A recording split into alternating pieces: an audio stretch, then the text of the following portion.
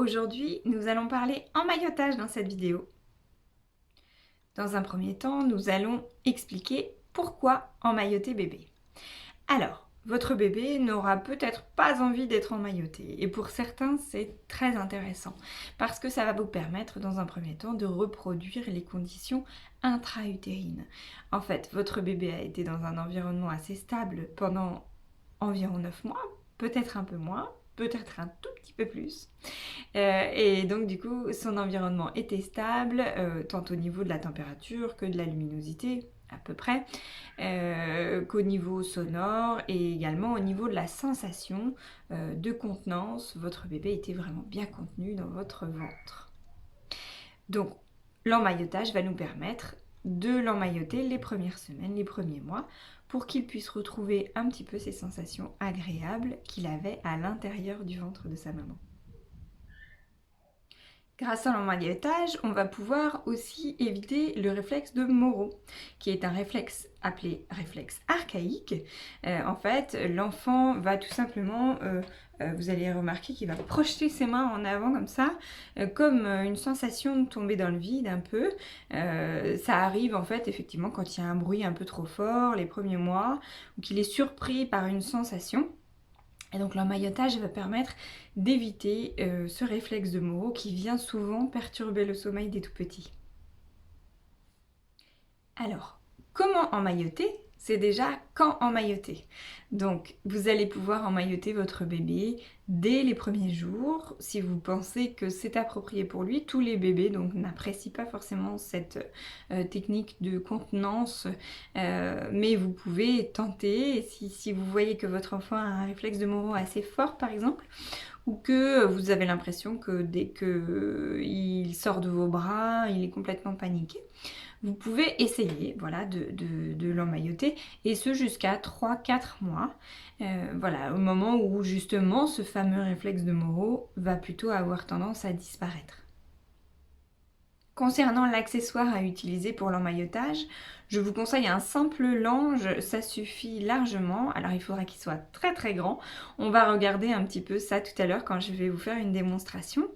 Il existe des couvertures spécialement conçues pour l'emmaillotage. Elles peuvent coûter un peu cher et elles ne sont pas forcément nécessaires. Vous ne pourrez pas les utiliser plus tard pour autre chose. Contrairement aux langes que vous allez pouvoir réutiliser de nombreuses fois pour d'autres choses, comme par exemple comme petite couverture d'été pour les balades dans la poussette. C'est assez pratique, donc n'hésitez pas à plutôt vous procurer un grand lange avant la naissance de votre bébé pour pouvoir l'emmailloter, ou d'autres utilisations s'il n'est pas particulièrement fan de l'emmaillotage. Je vais vous faire une démonstration juste après pour vous montrer comment garantir la sécurité de bébé, surtout au niveau des épaules pour pas faire monter le lange trop haut, ne pas comprimer sa cage thoracique et pouvoir favoriser la respiration. Et surtout, voilà, on pense souvent que dans l'emmaillotage, tous les membres, même inférieurs, doivent être assez comprimés. Or, au contraire, il va falloir quand même favoriser un petit peu le mouvement. Et puis pour certains enfants qui ont tendance à être rassurés en tétant leurs pouces ou leurs mains ou leurs doigts, il faudra peut-être les laisser un petit peu avoir la possibilité de retirer leurs bras finalement du lange pour pouvoir les mettre à la bouche, les porter à la bouche. C'est pour ça qu'on déconseille aujourd'hui de mettre des petits gants de naissance, des petites moufles de naissance au nouveau-né, afin qu'ils puissent, s'ils le souhaitent, porter leurs doigts et leurs mains à la bouche, ce qui leur permet donc de se rassurer avec la succion. Voilà, je vous laisse regarder la démonstration.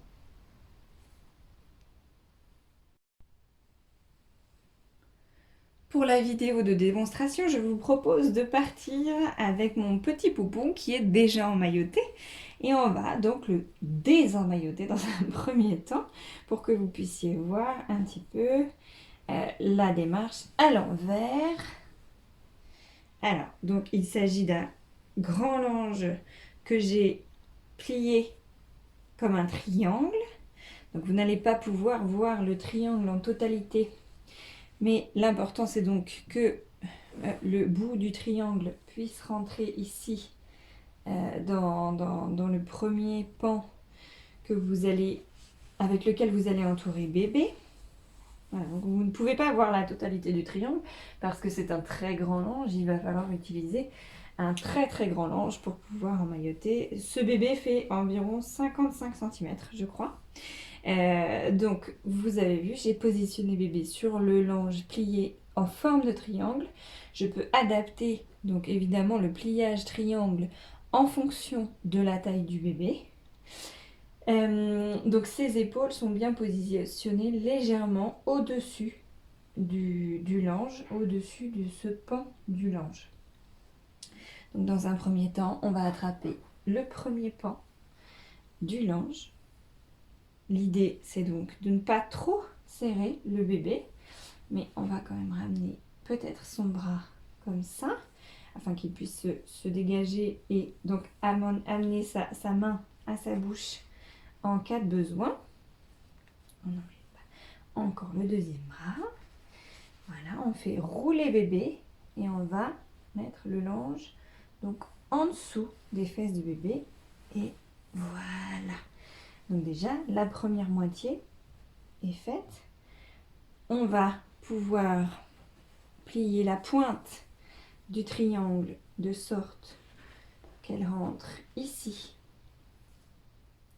à l'intérieur du lange. Donc les épaules dépassent toujours légèrement. Puis rabattre la deuxième main de bébé. Donc je tire légèrement le pan pour pouvoir serrer un peu, mais pas trop, afin de permettre donc une liberté de mouvement quand même au bébé. L'idée n'est pas de faire un petit burrito, mais bien de lui permettre de limiter un peu ses mouvements et d'avoir cette sensation de contenance. Et donc on vient, voilà, remettre le lange comme ceci. Vous pouvez donc le garder dans vos bras. Les mains sont assez libres. Là, un vrai bébé pourrait vraiment sortir ses mains s'il le souhaite. Et les mouvements des jambes ne sont pas non plus trop restreints. Et ils sont limités, mais pas complètement restreints. Voilà donc pour la démonstration de pliage, d'emmaillotage, pardon, avec un petit pompon. Voilà, en tout cas maintenant, vous avez la bonne technique pour emmailloter bébé. Merci d'avoir regardé cette vidéo.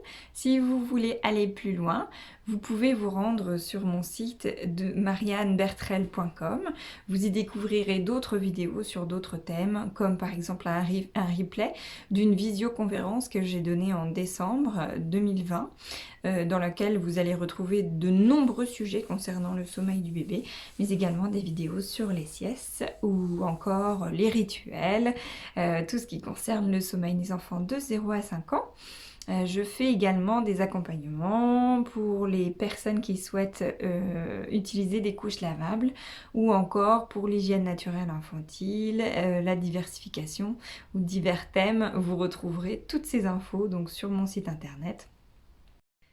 N'hésitez pas également à suivre mes réseaux sociaux sur Facebook ou Instagram, ou alors faire un petit tour sur ma boutique si vous voulez essayer de trouver des accessoires de puériculture durables et naturels que j'ai tous testés avant de l'ajouter sur ma boutique pour votre bébé ou votre jeune enfant. Je vous dis à très bientôt dans d'autres vidéos.